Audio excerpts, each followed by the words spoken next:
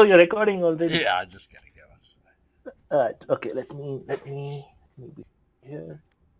Okay, so I'm gonna intro, I take them back to spool up. And I'm going to start recording. 3, 2, 1. Hello and welcome to another episode of CP 2049 Solid State Society. Tonight with us we have Tetnak, who will be playing Yang. This will be episode 23 if I didn't mention, and a lot has already happened and a lot is yet to happen. Tonight we pick up where we left off in episode 21, if I'm not mistaken, which was called A Whole Lot of Sake. At the end of that episode, Yang split from the group while Kumiko and Trauma went back to the Lotus Blossom Club.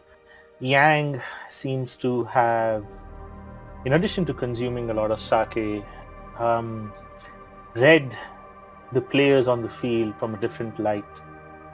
The people around him seem to be moving in strange ways, and he's not quite sure what to believe anymore. Not to mention, at the start of the episode, he seemed to have received a strange package, a scroll written in Japanese. And with those thoughts in his mind, he left the saxon trombone and made his way to Japan. And tonight's session is where we pick up from there. As the eye over Icarus scans and zooms around looking for Yang, Yang has left Icarus 1, the JAL flight from Icarus Airport left a few hours ago, and somewhere over the Pacific, a contemplative Yang is sitting in the first class cabin, deep in his thoughts. 12 hours later, the flight lands and Yang finds himself a stranger in a new land. A land that has formed much of his identity, but a land that he has not visited. Icarus and the eye of Icarus eventually catch up and start scanning Tokyo. It tries to find the signature of Yang and it cannot find it. It is new, the landscape is new, the places, the buildings, the way markers are all new. But Yang is here somewhere. He has to be.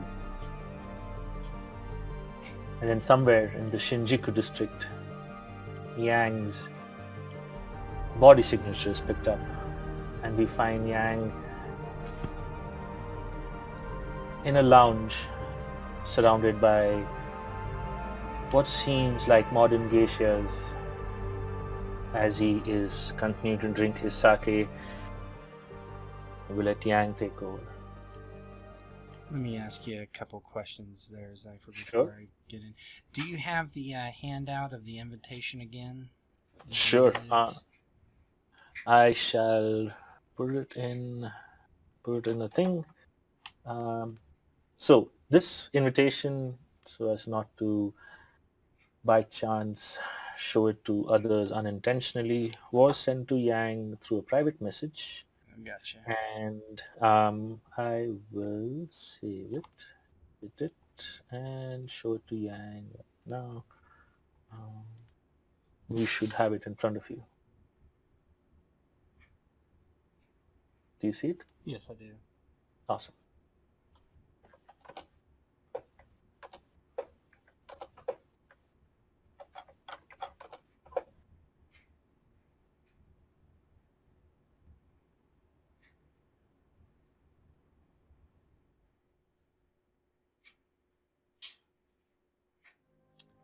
Would I assume the White Mountain is Fuji? No, you would know the White Mountain as hold on, I had made a note of it. is known as Mount Haku, also known as the White Mountain. Okay. And I'm in Tokyo currently, is that correct? Yes, you're in Tokyo currently. Yang's flight across the Pacific Ocean started with several more drinks as he brooded to himself in first class. He thought of his many years under Kumiko's care and tutelage. He always knew them for what they were, a means to an end. But he thought perhaps over those long years his affection was real, maybe hers was too. But he never truly tricked himself into believing that it was anything other than convenience. Not really. He didn't know what true love was. He didn't know what fatherly love was for a son. He didn't know what romantic love was for another. He didn't really know what love was for a sibling. Not the way he was raised, not the way Chiako had treated him, and not the way he had treated her in the end. But over the last few months, particularly, he wondered if all these thoughts of the past, of grief and longing for companionship, real companionship, he struggled deep down. On the outside, his New World Bushido was there. Serve your master always. Guilt does not exist, only the future matters. Might makes right. Love is weakness, hate is strength. Death is a blessing, fear nothing. But there were cracks in each of those tenets. Serve your master always. His master once was his father. Now his master is Kumiko. Guilt does not exist, only the future matters, but he felt guilt in every step and every day and every moment he was awake. Might makes right, perhaps, sometimes, but a blunt object sometimes breaks if it is unmalleable. Love is weakness, hate is strength. Also, perhaps this is true. He felt weak, but he had not love, not really. His hate made him strong for a while, but doubt crept in. And death is a blessing, fear nothing. He had long thought what he would do when his father was dead. At his blade or Chiaku's or Kumiko's, it did not matter. Would he drop to the ground and draw his wakizashi across his stomach? Ask Kumiko to take off his head? Did he fear it? Any man that does not fear death is insane. It was fear that gave you courage. You could not have courage without fear.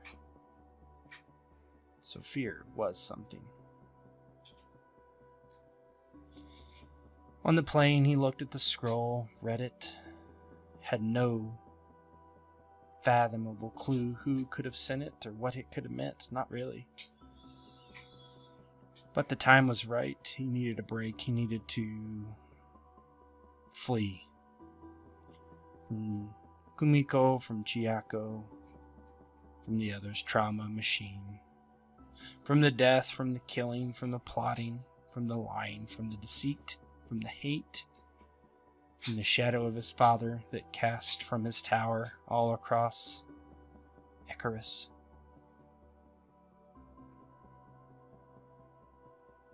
He drowned it in sake some, but it wasn't enough. Here he did the same. He sat on the couch, a bottle of sake, half empty. He had slept little on the plane. His dreams were troubled from the alcohol and from the cramped space. He felt ill for a moment, but as soon as he stepped off the plane, there was another bottle of sake in hand. He found himself here after a brief visit to his hotel, where he threw his only possession that he had brought along, his blade, in a long suitcase.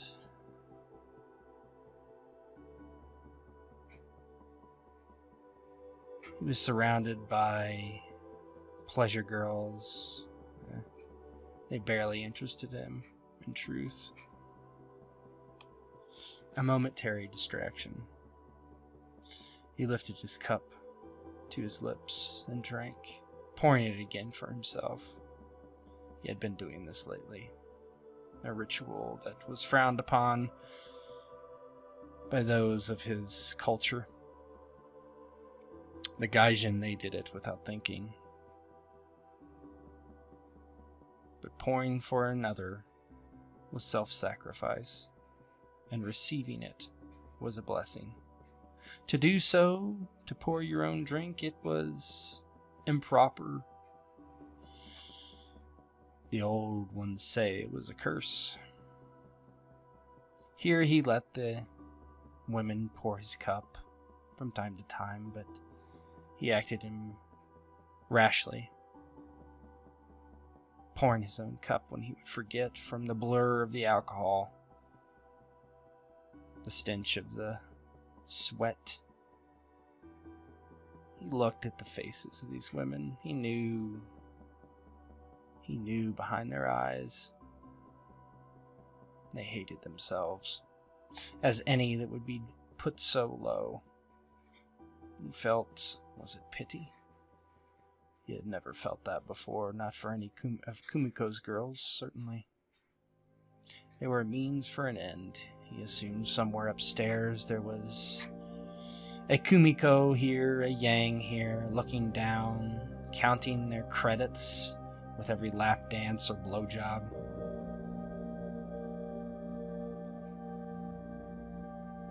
Eventually he grew tired and waved them away, wanting only solitude even in the bright lights and the mysterious dark corners and shadows where there were noises of pleasure or loathing or both. He sat, leaning back, his suit wrinkled from the trip on the plane and sleeping in it. His tie was half undone. He looked slovenly, his eyes bloodshot. He took another drink. He didn't know where this would lead. This white mountain. Would it lead him home? Would he stay here? He had no plans. He had no thoughts. There was no reason besides escape.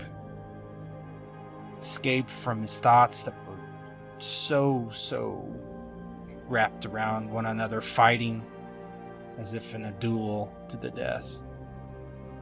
Two katanas clashing over and over, parries and thrusts, swings and dodges. Of two minds at conflict. He sighs and looks about the room, idly, looking through people.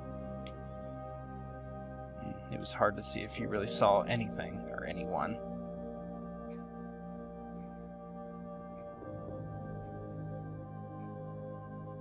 I think I'm done with that part. Okay. And As Yang sits back in his thoughts, unbeknownst to him, people are chatting, there's laughter, but it's not the laughter of a joyous place, it's the laughter that is generally associated with lecherous men and helpless women. And Yang, as you look around, you notice that there is a couple of men in the corner. They seem to be drinking and being boisterous. They're surrounded by pleasure women as well.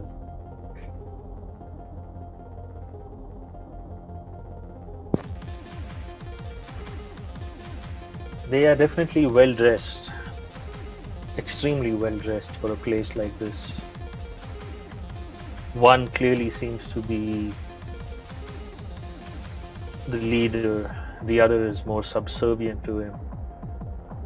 The women are giggling, but you can see that the giggles are all an act, a show put on to ensure that the men feel superior who they are in the company with. Man with the white kind of a hairband looks in your direction and whispers something to the other man with the white shawl. They both then start laughing uproariously and continue drinking.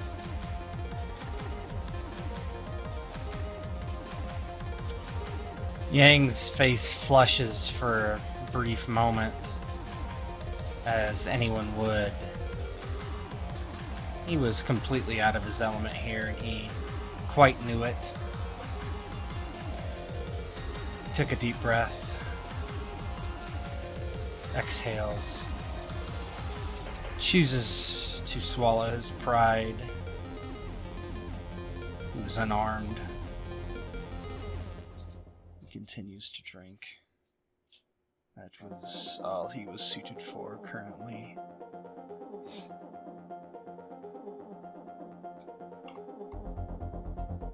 You drink, and the drinks keep flowing. Eventually the night becomes starting to tend to day. Do you wish to stay in the lounge?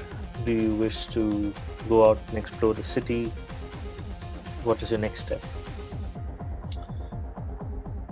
Yang looks outside, seeing the time, and he stands up very wobbly, and he is going to probably go pass out for a while. Okay. So as you get up and leave the lounge, the person who runs the place, the proprietor, comes and places the bill in front of you. What kind of payment do you provide? Do I have, so I guess this is a question, do I have credit? Do I have personal funds on me? Yeah, you have personal funds on you. Are you using personal funds? Are you planning to use? I would use my own money. Okay, sounds good. So you pay the proprietor and you leave the establishment. You walk out shakily onto the street. This is the pleasure district, the Shinjuku or Tokyo, and there are hotels around. Here it's very easy to get lost among the crowds.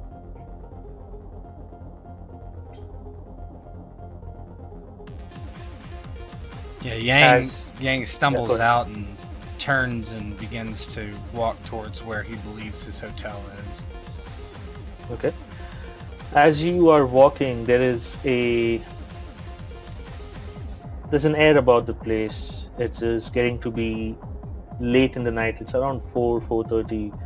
The sun should be up in a couple of hours. The people on the street are the ones that have partied too hard, or ones that are waiting to make some money, or basically just down on their luck with nowhere to go. And You walk the streets, and as you're getting closer to your hotel, you see that someone is following you. Give me a notice plus wisdom.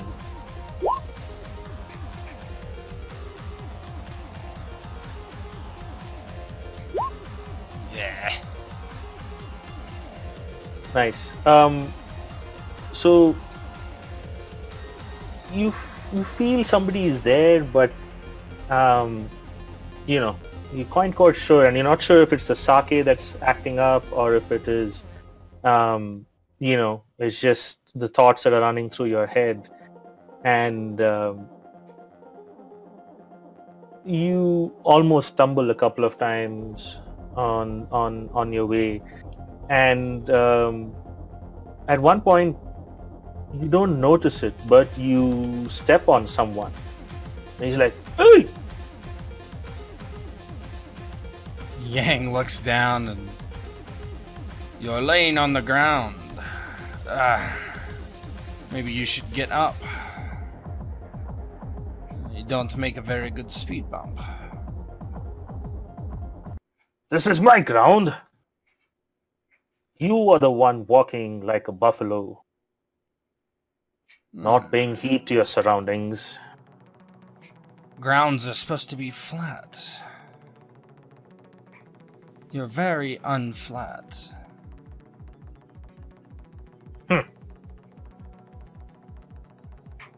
And he kind of gives you this look. "You don't seem to be from around here. Don't see the likes of you. You are not a gaijin, but you are also not one of us.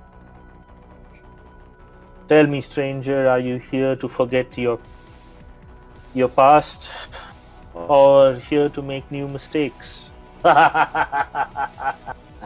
He smiles. Perhaps a bit of both.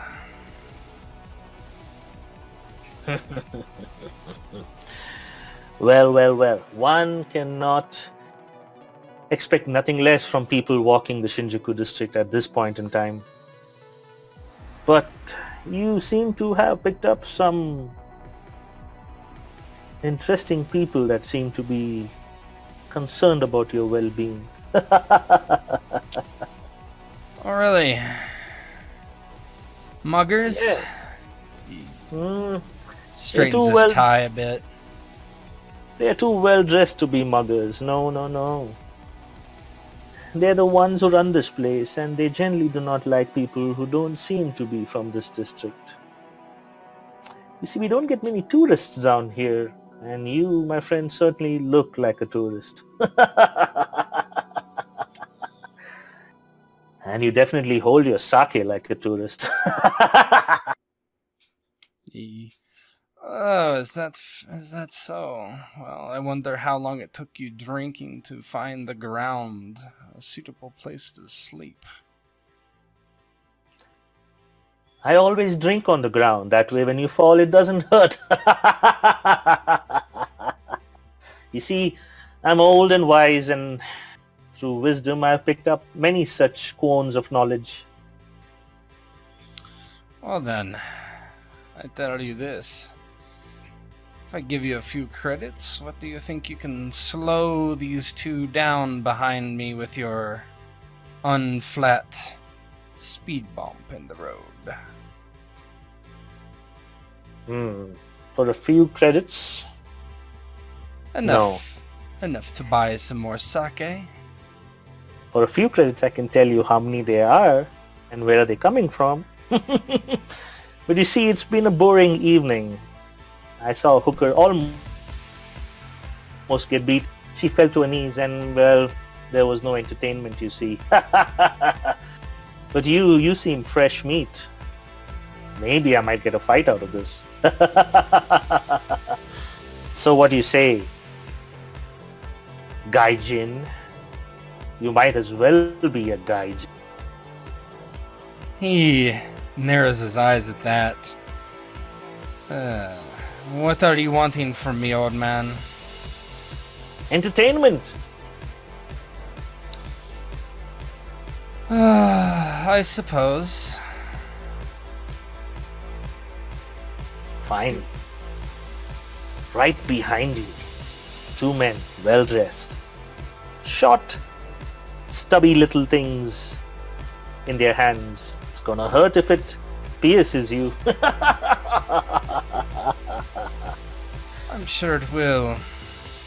He steps over the man and then takes a large back step, trying to put at least him somewhat in between him and whoever might be behind me. Sure. And you do that, and as you do, you whip around and you see two men are kind of walking very casually up to you, but you are not unfamiliar with street tactics. While their left hands can be seen clearly, their right hands, they are hidden from you. Yang looks sidelong. Konnichiwa. What can I do for you? The two look at each other and then look at you. Your money, and spare the shitty Japanese, Gaijin.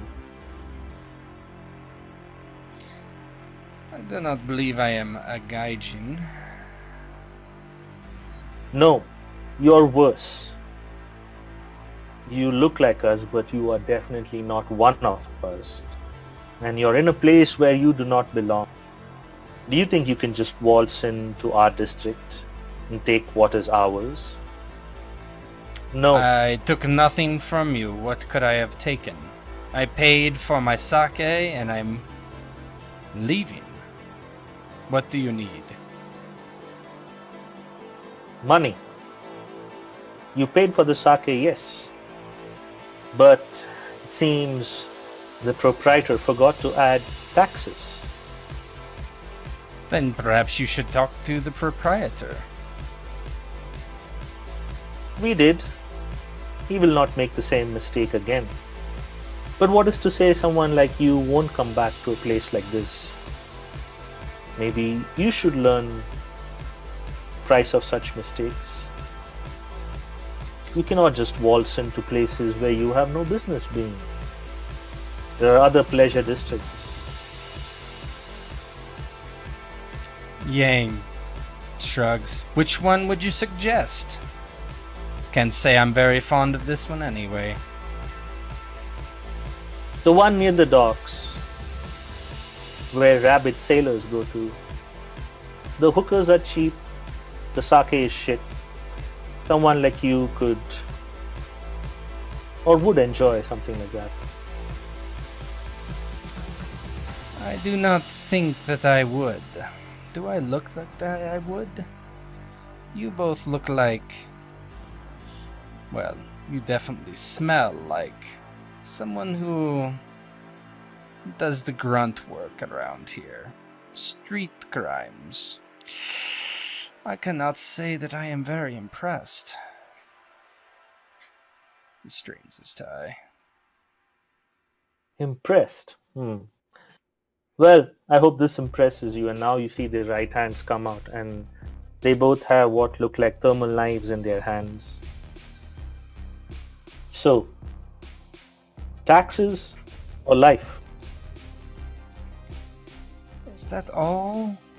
Little knives? Come on. Yes. Our knives are good enough, and with that, one of them comes and lunges at you. We go into initiative. So I'm completely unarmed, or? No, you said you have your sword. If you left your sword in the hotel, you would always keep your little knife on you. I have a gun too, but I don't know that I would bring it, honestly. I don't think. Yeah, I don't think. That's fine. I would probably keep my knife on me. I would think my sword.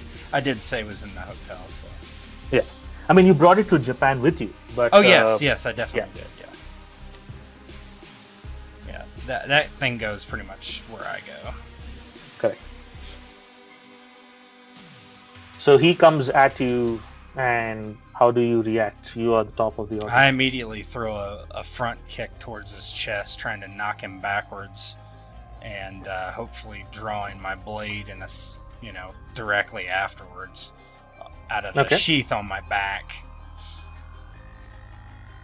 So go ahead and I would say is the kick more from an RP standpoint, or do you plan to actually kick him and then? It's up to you. I would say. Good. I would say it's more like from an RP, so you kind of push him, giving you time to pull out your knife. And how do you attack? As he lands the kick, he draws the knife off of his back and immediately swings up with the knife towards his femoral artery on the inside of his leg, hoping to cut him deeply there, cut off his balls in one swing. Mm-hmm.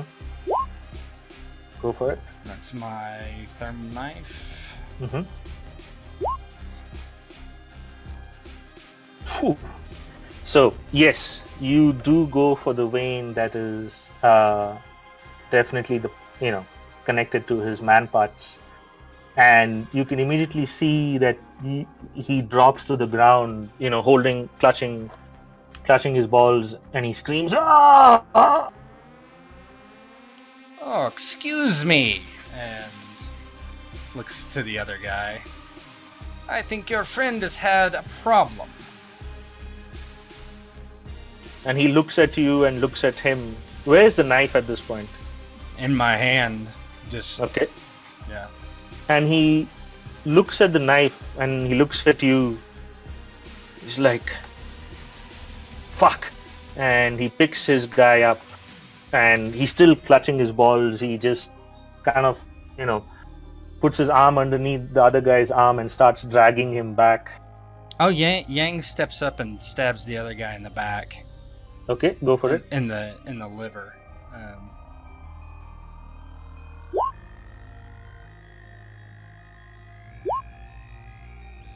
Yep. So you definitely jab him in the liver, and he kind of lets go of the guy. The other guy just collapses on the ground holding his balls and screaming. This guy has been hurt pretty bad on his liver, and he's bleeding profusely. He kind of drops his knife. Let go! And he starts running away.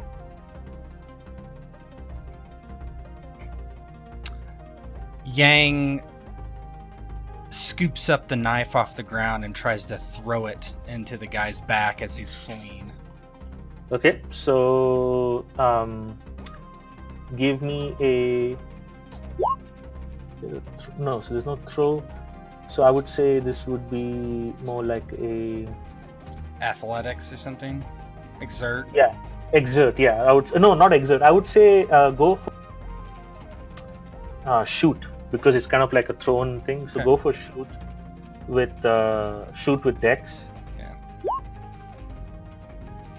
Let's see if this guy can save. He fails.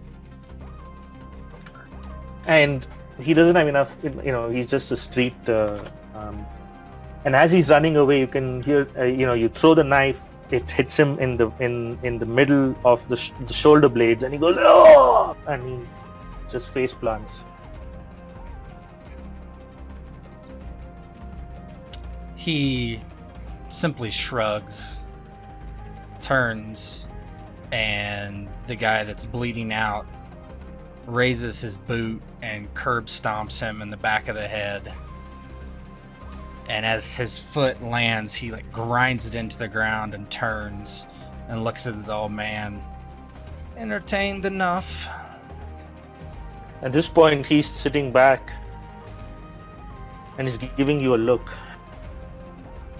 Cruel, but entertaining. It is fun to watch these Yakuza scum get it once in a while. They'll never learn, these young punks. They never size their enemies well. But you seem someone who does. Perhaps. Or maybe I just don't care. Well, what, stranger? You can keep your credits. This was fun to watch. I have not seen such brutality in a long. Well then, if you want to sleep off the floor, you can have my bed. I won't be staying. I will get my things and go. I have some place to be anyway. Oh yes? Where do you wish to be? Well, perhaps that is my secret. Well, keep your secrets then. But I shall take the offer of your bed. It has been some time since I have slept in something soft and not wet from fiddle and blood. And men like me won't come by and step on you. That is true. But some men, when they do step, they do leave a mark. You, stranger, have left a mark. I am sure not to forget your face anytime soon. He reaches down after switching the blade to his other hand and slipping it back behind his into his sheath. Let me help you up. Thank you kindly. Well. And he gives you his hand that allows you to pick him up. He pulls him up off the ground. Face winces. I would offer you my arm, but you smell worse than I do, and that is quite impressive at the moment. Yes, I do. Well, let me see. The last time I took a bath, I can't count that high. Well, perhaps you should tonight. Yes. Yes, I shall. Come, I need to catch a taxi. Get my He starts things. walking with you to the hotel. The hotel is not too far. Eventually you get there. Your room's on, a couple of floors up. You open the door and you show him to the bed. Yang goes over and grabs his suitcase, opens it, looks inside, makes sure it's there, closes it, if it is. It is. Turns to the old man. What is your name, old man? Mine? Mine is Ishiki. He gives him a slight bow. I am Hiroyuki. May the He bows fortunes back. watch over you. And may the fortunes watch over you too, stranger. He walks to the door. There's probably a half-drank bottle of sake sitting on the sink. That's all yours. I also have rented this room for 2 days. Take plenty of baths. I shall. It is not often that I get a room, a bath, and a drink. I wish more strangers like you would step on me. His mouth curls into a smile. Feel free to run up the bar tab. And he paid for this room on his True Attica account. Okay. Stay here actually as long as you like. And he kind of looks at you strangely. What? Well, who am I to deny such gracious overtures?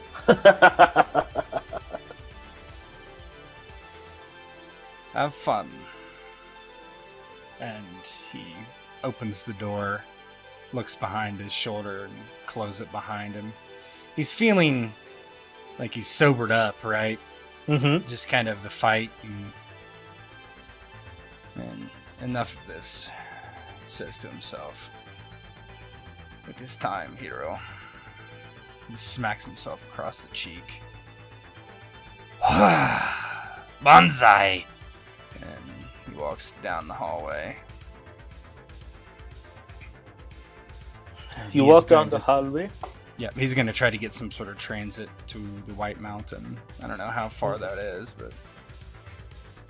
So, you are back on the city streets, and all you have is right now a scroll, the reference to a White Mountain, and nothing else. But like all cities, there is information on the net, but there's also information in hard copies.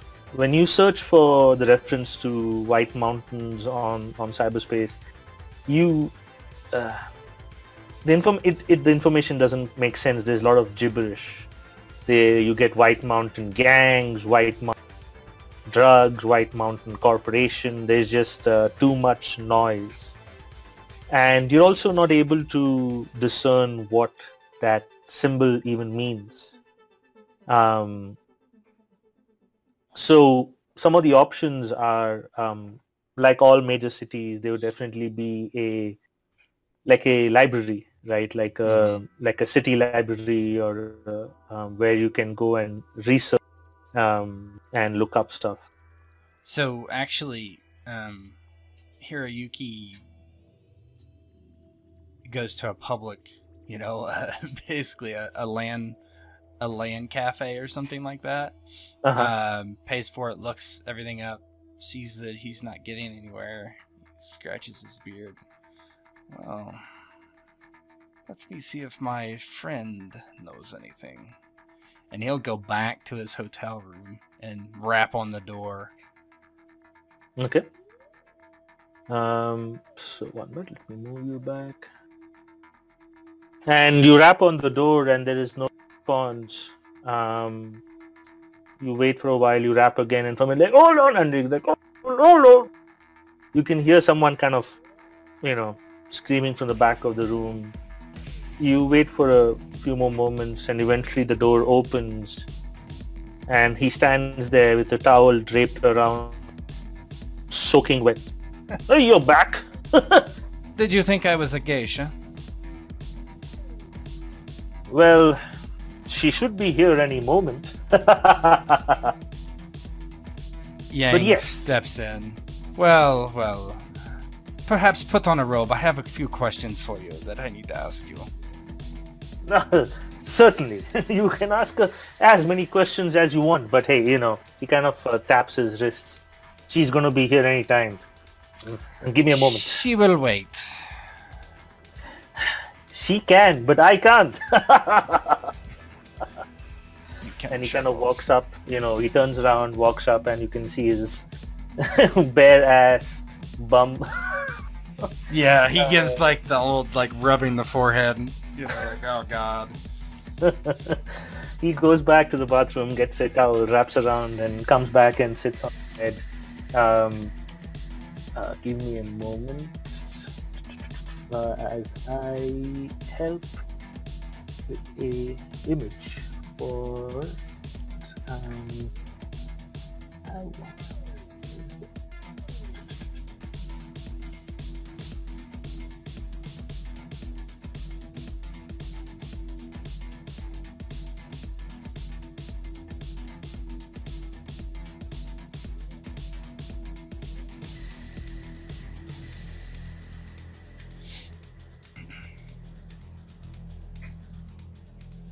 Go.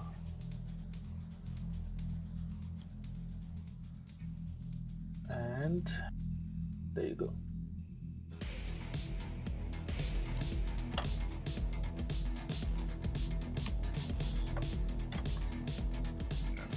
Hero, once he's decent, says, I want to show you this.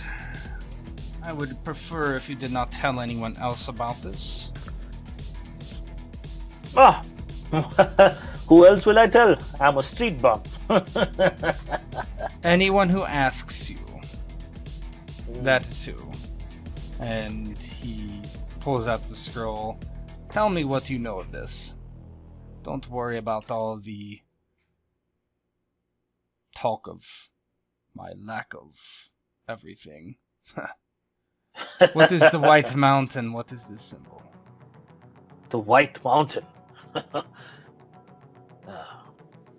Let me think. White Mountain. It surely refers to a place. But what place? And he kind of scratches his head. White Mountain. Could... Well, in ancient times, well, not so ancient as I am not so ancient, the mountains in this fine country used to have names. And they were anglicized names, but they were also names with colloquial meaning. White Mountain sounds familiar.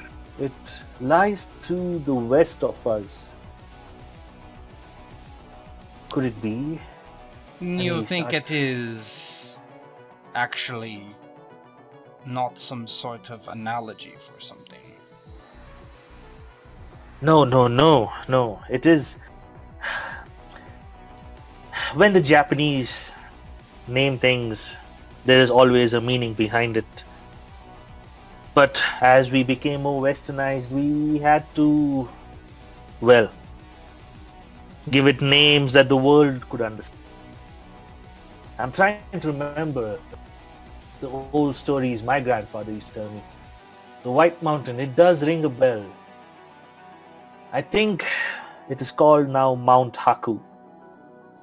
It lies west of us in the Ishikawa prefecture.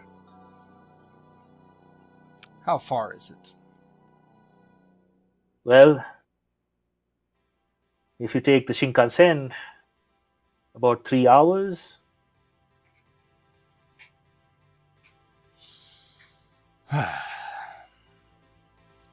There is a town there called Hakusan, which one can say is at the base of the mountain range.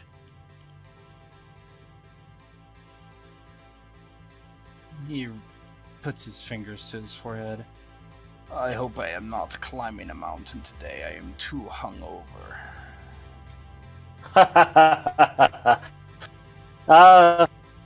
I don't think you'll be climbing the mountain, stranger. People don't climb mountains anymore, don't you know? Everyone is trying to get their fix up there, and he kind of points to the sky. The land, nature, has no more meaning to people. That I am aware of. The old days, men bled, armies fought. No longer. Well, Ashiki, thank you for your help. I will go to this White Mountain and see it for myself. Domo. Domo. He pats him on the shoulder. I hope your geisha arrives soon. Stay awake. Those are good credits. My cousin will be perhaps a little bit perturbed by your spending spree, but go ahead, go ahead. Make sure that you spend, and make sure that it is all traceable. And he kind of taps his right nostril. I see what you mean, stranger. I'm a decoy. Well, might as well have fun while you're a decoy. I thought I should be up front with you at the very least. Not a problem, stranger. I shall be the most glorious decoy there ever was. I assume you wish to make a statement. and I shall make that statement for you. Oh, not so much a statement as not knowing where I am and thinking I am here. Very well, very well. I shall not leave the room. I shall enjoy your hospitality in the name of your cousin. Geishas will walk through here as if my door had a revolving aspect to it. And the sake will flow by the time I'm done. Yeah, he thinks about that for a second, and perhaps not the geishas on the tab here. And he would transfer his personal credits to him, enough for several. Not the geishas, just the sake and the room and food. But not the geishas. I see. It's a quarrel then. Boy. Alright. I think it would do more harm than good. I understand. Women of substance are not to be trifled with. How do you think I got here on the street? His face almost pales as he walks towards the door. Yes, behind every man that is a ruin is a woman. Well said, stranger, well said. And do not forget, letting to you. You do not want to be on the streets 50 years from now, taking kindness from strangers. Even though your kindness is much appreciated, it does not do wonders for one's self-esteem, if you know what I mean. He looks at him. Well, if you ever want an actual job, my name is Takeda Hiroyuki. Seek me out at Icarus 1.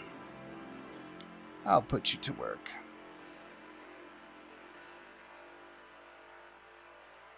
I might. I just might. Good day to you then. Farewell, stranger. And just as you open the door, there's a geisha that's about to knock, and she looks at you and smiles demurely and walks past you in the room. And you can hear Rishiki's booming laughter as you close the door. Yeah. You would head towards, I'm assuming he's talking about a rail or a subway or something? Yes. Yeah. Yeah, the Shinkansen would be the bullet train, right? Yeah. But now it's like hyper bullet, right? Right, yeah. So you make your way to the train station. You have to wait a few hours before the next, just because it's not like there's a train running every 10 minutes to this place. It's kind of all the way on the western, almost on the western coast of Japan. Okay. Eventually the train arrives. You get on it. Again, you pay for a compartment which is kind of first class, and all around you are businessmen. The time is now almost 6-ish, and these businessmen seem to be on their way to towards the west, and the Shinkansen will stop multiple places. Basically, the day has started for the salarymen of Japan. Yeah, and I'm looking in sorry shape too. Oh yeah, you definitely do not belong in this particular compartment of the train, and they definitely look you up and down, and there's that disdain, that contempt, how does one put it, the oriental contempt for a person that is station and is out of place. But they treat you like a dog, a mongrel. You ignore it, and it ceases to exist in their space, in their mind. And that's what they do. They pay you no heed. They do not even acknowledge your presence. The train ride is uneventful, quiet, and 3 hours later, around I would say 11 in the morning, you reach Hakusan. You're walking the streets of Hakusan. You're not quite sure what to expect. You are here on what can only be described as a whim in some sense. A strange letter with strange markings arrive, and you fly halfway across the world, but at the same time you cannot stop that uneasiness that's within you. Something seems to be calling you, and you walk the streets. You walk the busy streets and you walk the side street. Hakusan is not a huge town. It is, and definitely not a metropolis look to it. It's definitely got that old Japan charm still. And as you're walking, give me a mental save.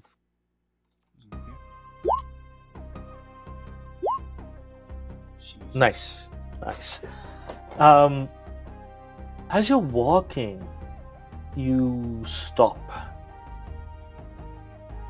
You cannot place that feeling. It's not deja vu. Deja vu would mean you would have been in this place in this very time, but it's like deja vu.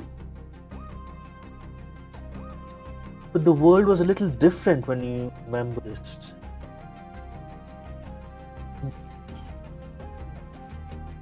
And you kind of squat down and you look up and you're like, yes.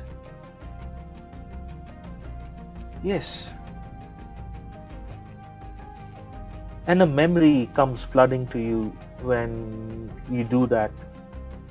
Because you are now seeing the world as you would see at the height of a child, and you whip your head around thinking there's someone right beside you, but there's no one.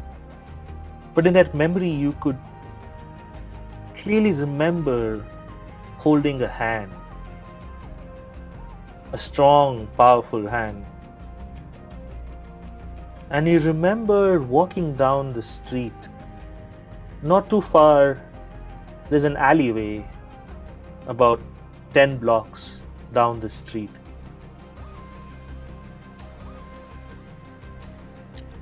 Yeah, he rubs his hand over the ground, his briefcase in his other hand, and just looks at his palm at the dust and rubs his fingers, pushing the dirt around in between them. What is this? He stands looking up in the sky at the buildings, at the billboards. They're all a little almost gray, as if a distant memory.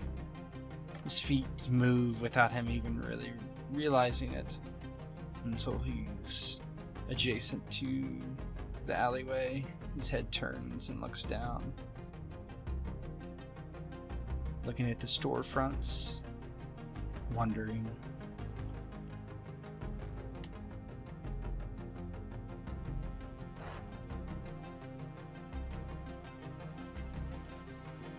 Do you walk towards that memory? Yes.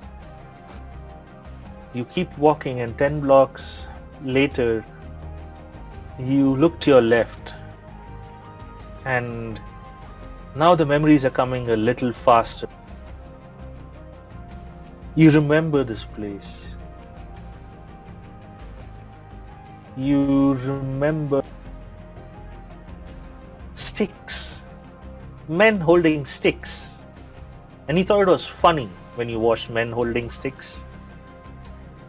And they would charge at each other with a bright, huge roar, and you found that funny as well. Why? And you look around. Give me a notice plus wisdom. I know what I'm going to spend my XP on next time. Hell yeah. Nice.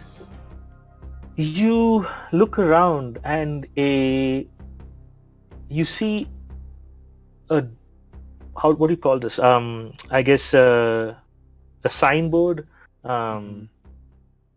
And you see the signboard here, and something about the signboard catches your eye. You look a little closer, and there's a symbol on the signboard. And part of you just shakes your head. You pull out that scroll and the container in which it is, and there's a symbol on that as well. It matches. It matches. And you know, when you remember a memory, sometimes you remember also smells, sounds, and you for some reason that you cannot fathom, you remember the faint smell of sweat. You remember dark armor. You remember metal grate-like base armor. You remember the repeated chants of "Hi!" and then sticks hitting each other. And you remember laughing with glee as one particular male in that memory always seemed to have defeated their opponent. But the memory fades as soon as the person is about to remove that.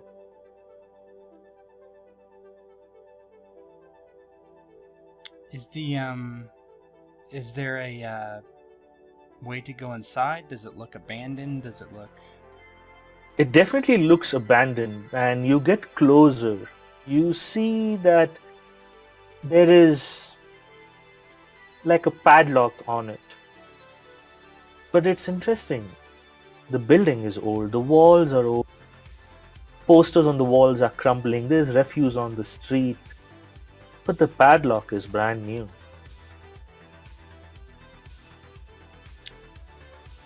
He will take the padlock and pull on it idly to see if it'll open. It opens. It seems to have been just placed there to look like it was locked, but it's not really locked. He looks down at it, wondering why he thought to do that, and unlassos it from the lock and pulls the door open and walks inside. You walk inside and look around, and what you see is basically what looks like a run-down dojo. He looks in amazement. His own dojo his father had was immaculate, huge. All the possible things you could want in a modern facility. Exercise machines, hyperbaric chambers, the nicest tatami. But something here is different. That was sterile. This is filled with memories, not even just his, but you can almost imagine hundreds of years ago, men swinging their swords, the boken. He steps inside and looks up at the rafters, walking, almost forgetting himself, looking around, turning, trying to take in every ounce of it. There's a flash of memory and you remember a bench being there.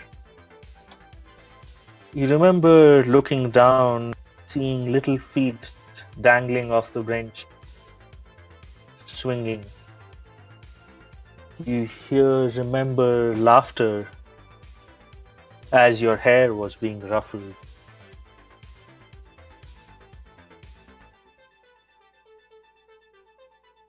You look around and fragments seem to be coming back. You're not, and then you hear it, a mechanical sound, as if something just stood up.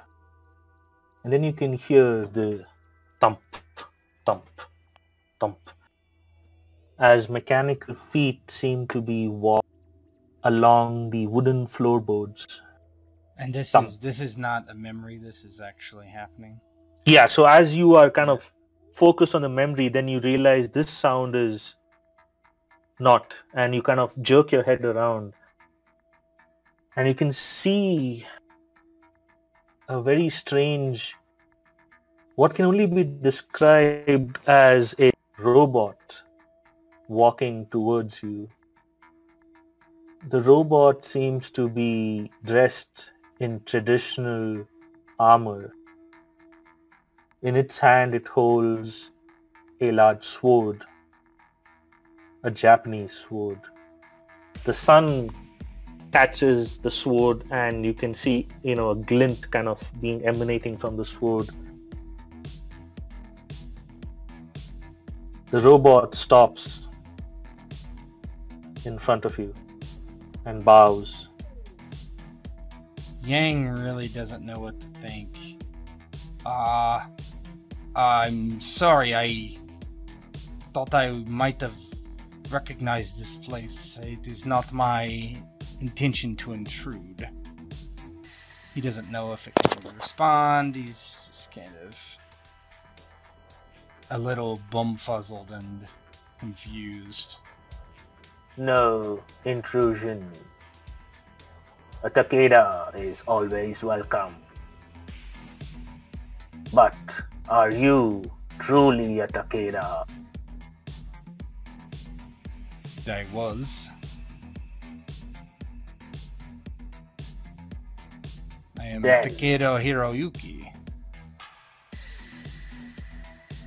I do not recall a Takeda Hiroyuki. I am... So, is my father from Japan, or is he from Icarus? Was he born in Icarus that I'm aware of? Not that you're aware of. So, I would think he was born in Japan. Mm-hmm. What's his name? Hold on. Haruto. Haruto? Haruto. Yes. Oh, yeah, okay. My father is Takeda Haruto. He was born in Japan. I do not know that he was ever here. And when you say Takeda Haruto, there is a screech. It's a screech that you cannot quite place. The closest approximation would be a human roar, but it's coming from a metallic vocal box, and it comes off as a screech. Traitor!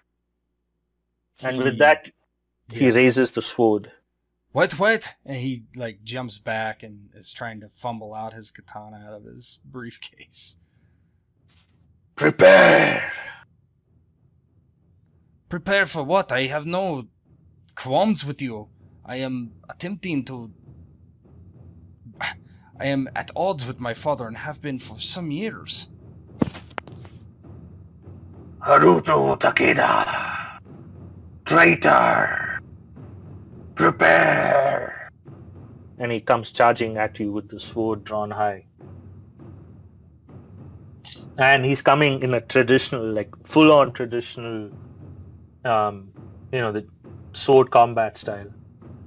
Yeah, Yang just whips the case at him and attempts to backpedal out of the way with his sheathed sword in hand. I have a scroll. I was told to come here. I could show it to you. Stop.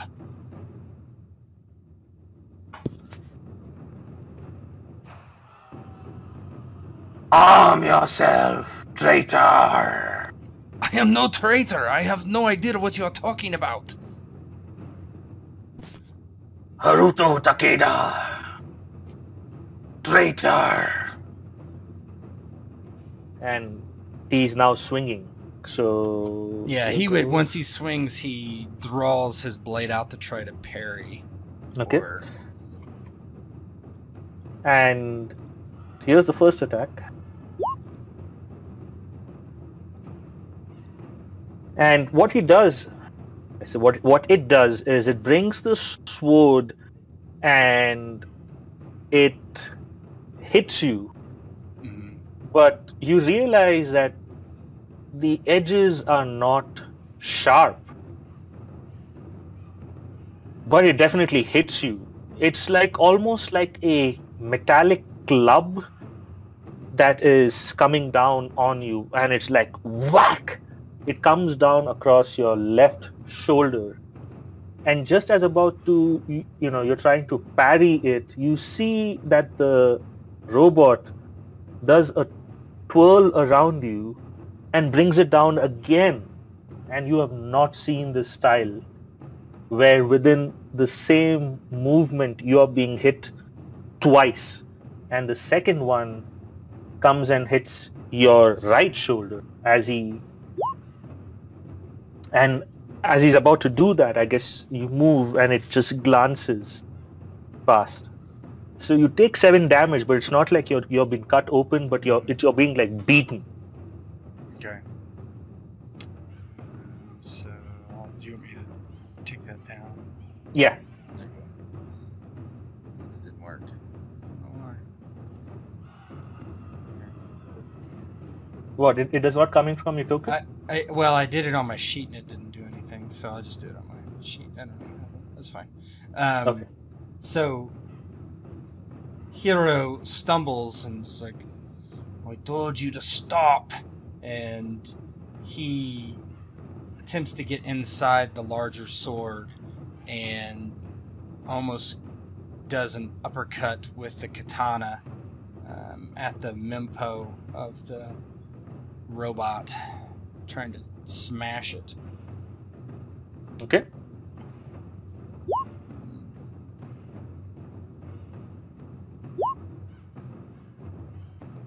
And if that misses, it takes shock damage still. So your shock damage doesn't care about the AC, correct?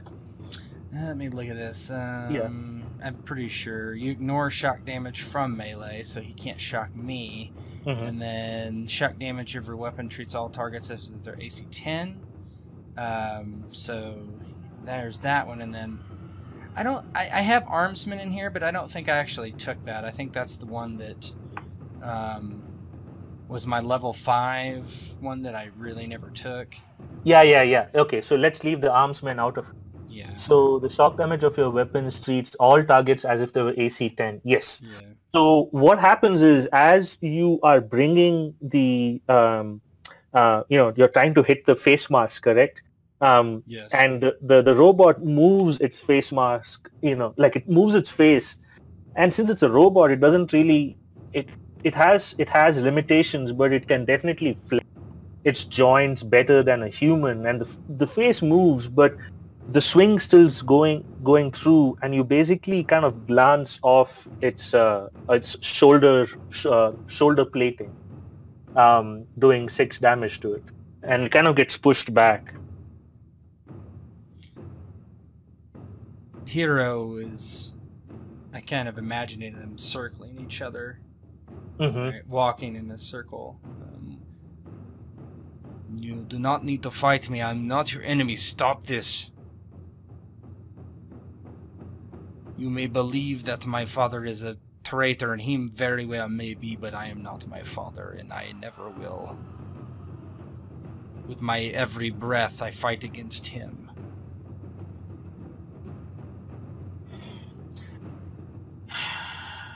And it pauses for a second.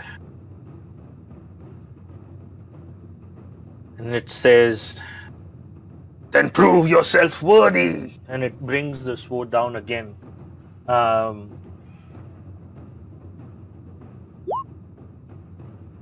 it hits. And you can see that this thing's, again, it bludgeons you down, and this time it bludgeons you kind of like, as you're circling, he moves past and he kind of bludgeons you on your back. And it's interesting. Now you're kind of getting to see the movements better, and as he does, he quickly whips his sword, and so it's kind of like a hit on your back, quick flip, and then a hit on your chest. And you're starting to see that these are more set up for, like, as if it's trying to spar with you. Prove yourself worthy. And down to 13. So Yang is just getting clobbered, and he's and he simply knows to just attack, and he tries to sidestep and cut across the thing's hip. He's done talking to it at this point, it appears.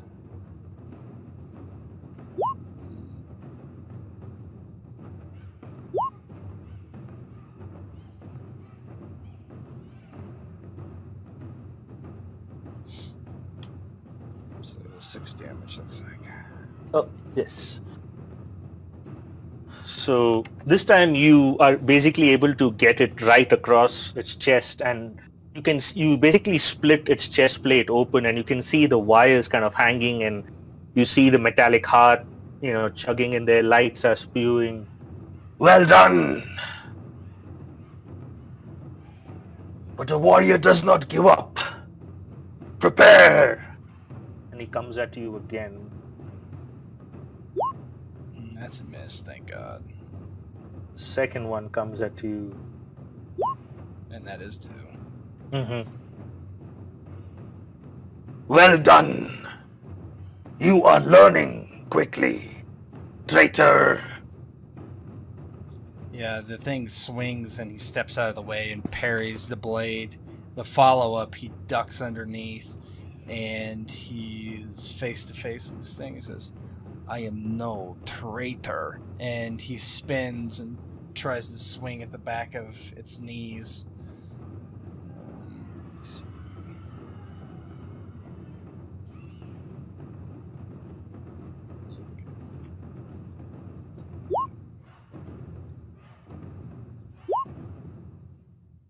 Nice. Did that hit? No, that did not hit. 6 shock damage though, yeah. Okay. And you are trying to, hit his knees and kind of chop the knees from underneath this thing. And the swing is not strong enough that you cannot chop it, but you're definitely able to kind of wobble its knees, and you basically cause it to put a knee down. So you bring it down to the floor, and it's on one knee. Well done! But your fate is not yet decided, traitor. And he comes at you again. Yeah, I'm gonna use my class ability to negate that. Okay, go ahead. Warrior class. Yeah, so he would parry that one or leap out of the way at the very least. Okay, how does that look when you do that? He's attacking me from on his knee. Yes. Like it's almost like a lunge up to attack. Yeah, he actually sidesteps and thrusts his katana into the katana of the robot, and the blades are bound together, just pushing against each other. Hero having the advantage perhaps in strength, or at least match, because the thing is on its knee and he's standing up leaning into it. Mm-hmm. And then you see it do something strange. It forms it pulls its knees in and tumbles forward past you, quickly gets up and is coming at you towards your back, trying to strike your back. Shit. And you kind of feel this bludgeon again. No blood's being drawn, but you are being beaten down. Learn faster! He stumbles from being slapped across the back, the pain just shooting up through him. His reactions are likely dulled from his 3 or 4 day bender. He turns, grips the blade in 2 hands, is like, "Bonsai!" and charges and swings with an overhand chop right at the top of its head. Go for it.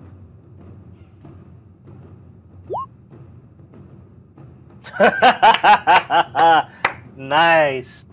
What does it look like as you hit it and you do enough damage, just the right amount of damage to bring the robot down? Is it like completely destroyed, or? No, it's not like you've destroyed it, but you have basically chopped it down. Like, how does it look? He swings and it hits the face mask of the robot and knocks it flying against the wall, and the sword embeds itself a quarter of the way into its cheek, whatever circuitry or whatever it has in there.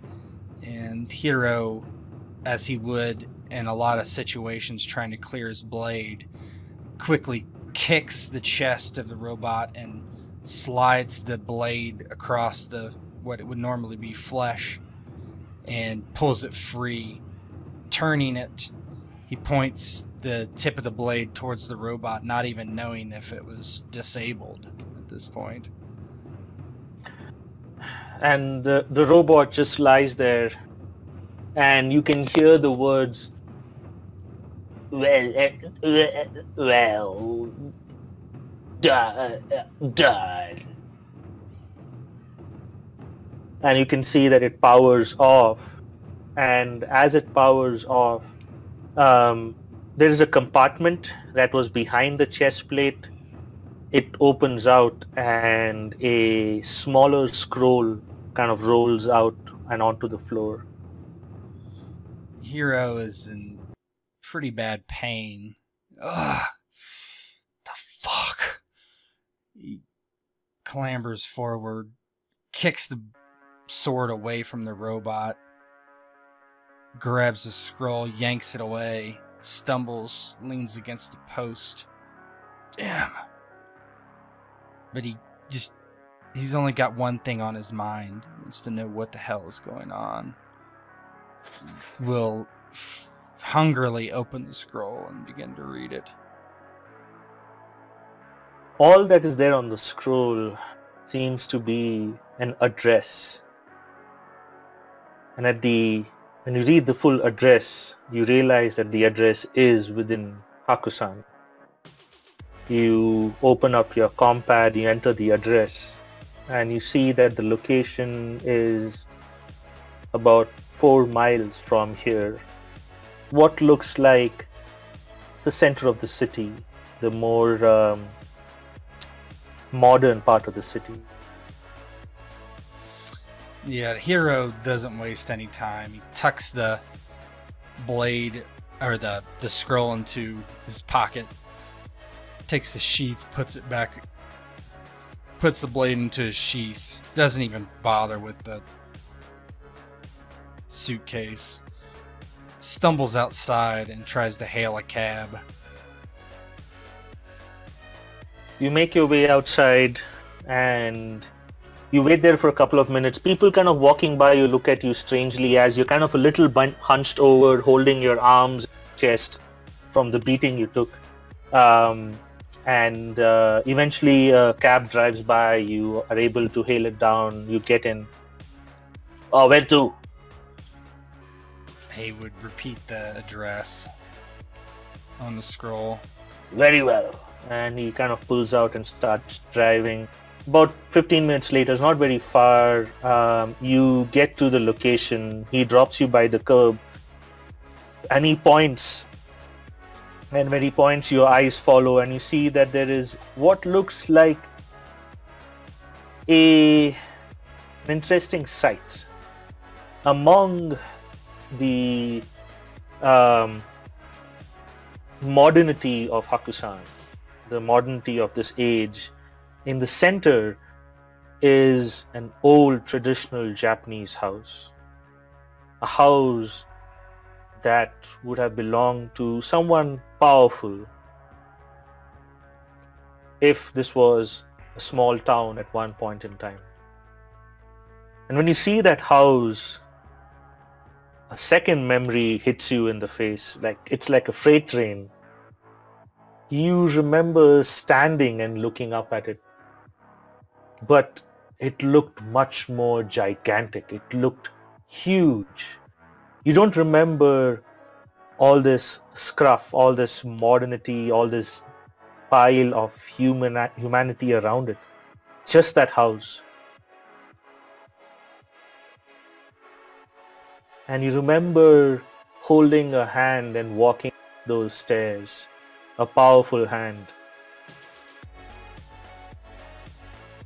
Yang, still disoriented and in quite a bit of pain, reaches and rubs his back and it stings. He begins to almost stagger forward. Nothing is getting in his way. He is drawn there just by some need to be there. He thinks something is going to actually make sense in his life. This is why he is here. His 20 years on this earth, something is finally going to be resolved. He knows it. That's why he came here, on faith. And he walks straight towards this place. You walk towards it. You climb each step, each excruciating step.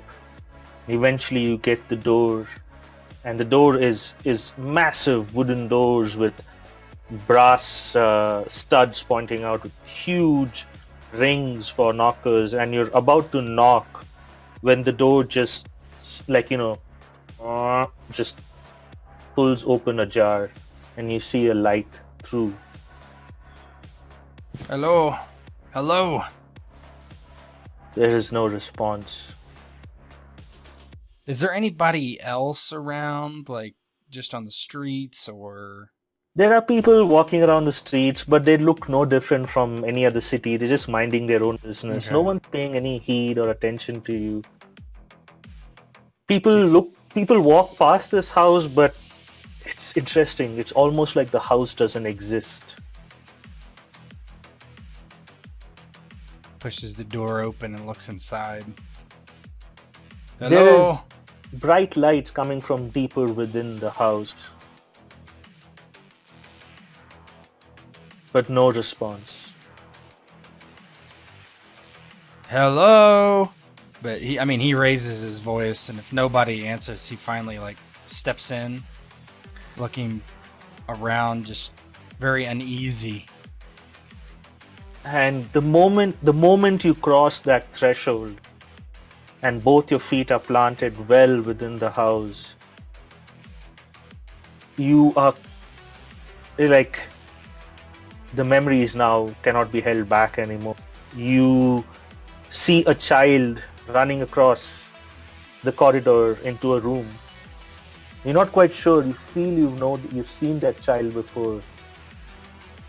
And then you continue to walk. Somewhere else you can hear the giggling of a little girl. And you continue to walk.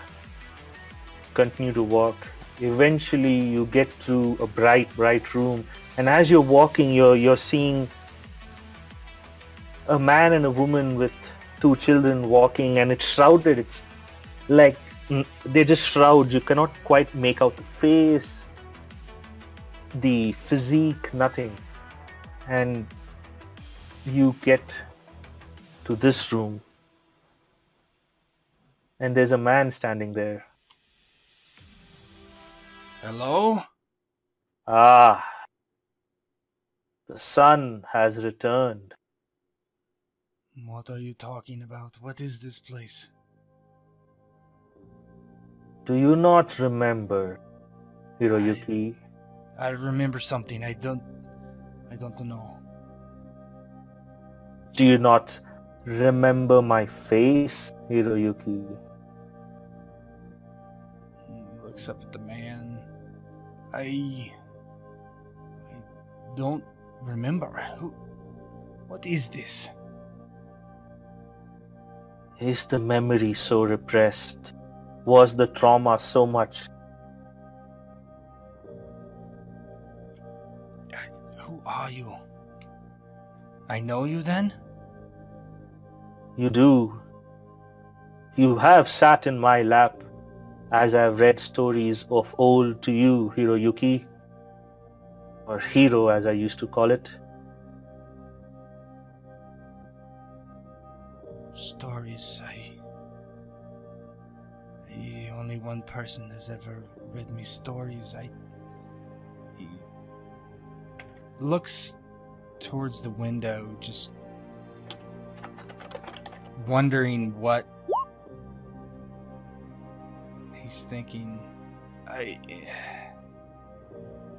What is that, Cypher? The only one person you remember being the person who's read stories to you. Well, I was thinking Kumiko, but yeah.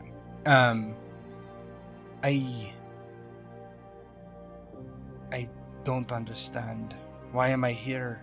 What is this place? It's like something out of a dream. Give me a notice plus wisdom.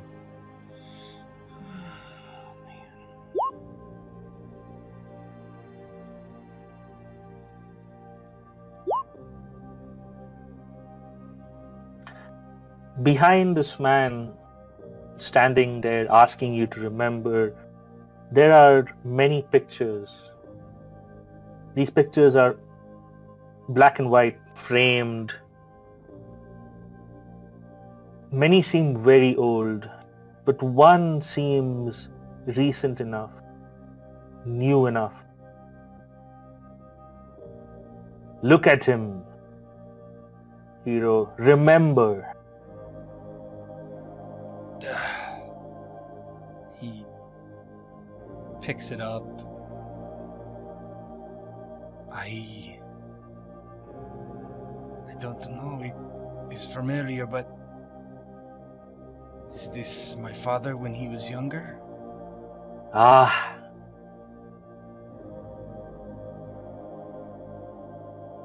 He remembers. What is your father's name, Hiro? Remember. His name is Hirota. No! Not Haruta! Lies! Remember, Hiro, remember.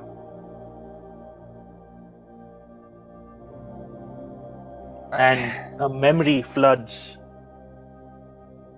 You remember standing in this room as the man in the picture stood towering over you. Beside you is a girl. She is crying. You can't remember why she is crying.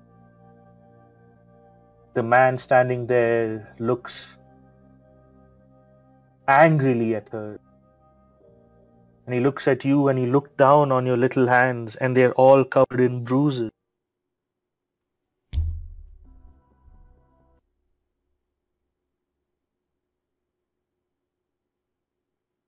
You remember. The memory is repressed. Let me jog your memory, Hiro. To your left is a door. Open it. Open it, Hiro. And remember. He envisions a Shoshi screen to his left. His hand reaches out nervously, and he pulls it aside in his mind.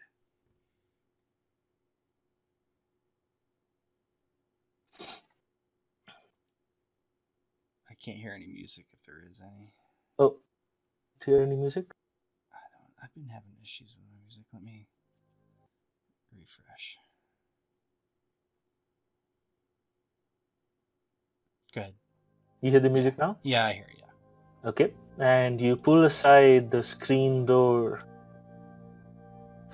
and in front of you is a sight. The garden with the trees, their petals pink and soft. They would slowly fall through the air, covering the ground like a wonderful rug. How I marveled. The butterflies were perched in their branches, hundreds. And you remember, Hiroyuki.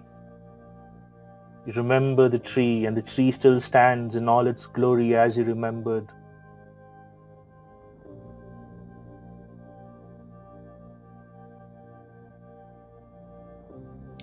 In his mind, he's standing beneath the tree, the petals falling all around him, the lotus blossom. Take that back. He reaches and you can almost feel it. What is this? What do I remember? He speaks that aloud. The tree, I remember it. I've always remembered it. It is in Icarus. Or was. Isn't it? I do not know. And from behind in the room, the man speaks. You were born here in this land, hero. You are the son of Kurosawa Takeda, brother to Chiyako Takeda, scion of the Takeda family. You are home, Hiroyuki. Kurosawa, I'm guessing I have not heard that name before. Wait, I do not understand. Chiyako is my sister then. Yes. He thinks for a moment. And Kurosawa is... Who is Hirota then? Ah! Traitor! Haruto is a traitor. A dog. Cursed. The day he entered this family. You need to remember, Hiroyuki. You need to remember the night when it happened. Yang, give me a physical save.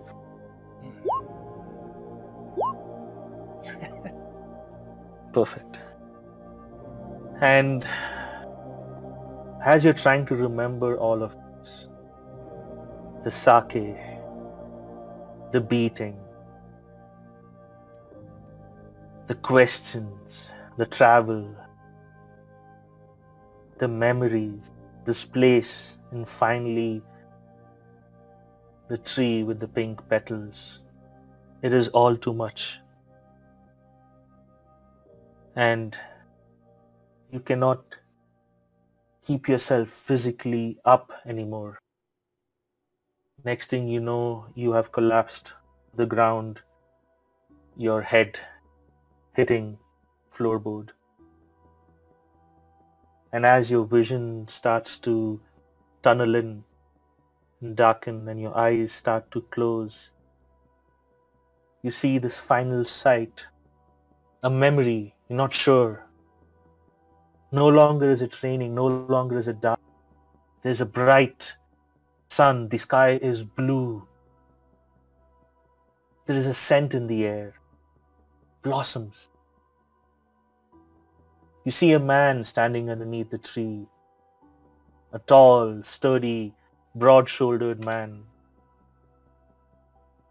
Beside him is a young boy who's looking up at the man with wonder in his eyes, hung on every word the man is saying. And they both are smiling, smiling at each other, a smile that you have not seen since you can remember. Genuine love. And with that, your eyes finally close and the screen fades to black as the session comes to an end. Fuck. Oh my gosh.